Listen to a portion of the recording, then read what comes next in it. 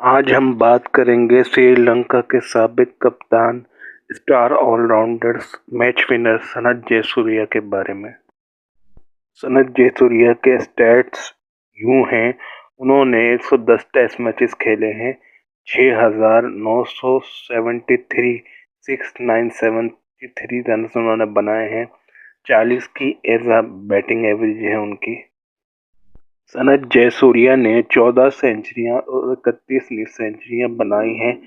जहां तक इनकी बॉलिंग की बात की जाए तो सनथ जयसूर्या ने 98 विकेटें टेस्ट क्रिकेट में हासिल की हैं और 2 दफ़ा 5 विकेट भी इन्होंने हासिल की हैं। सनथ जयसूर्या ने 445 वनडे इंटरनेशनल खेले हैं, 13,430 रन बनाए हैं, 32 से ऊपर इनकी बैटिंग एवरेज है। 28 सेंचुरियां और 68 लीग सेंचुरियां उनकी शामिल हैं।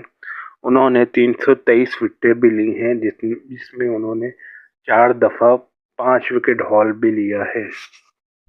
टेस्ट क्रिकेट में सनथ जयसूर्या ने 78 कैचेस पकड़े हैं और वनडे क्रिकेट में 123 कैचेस पकड़े हैं।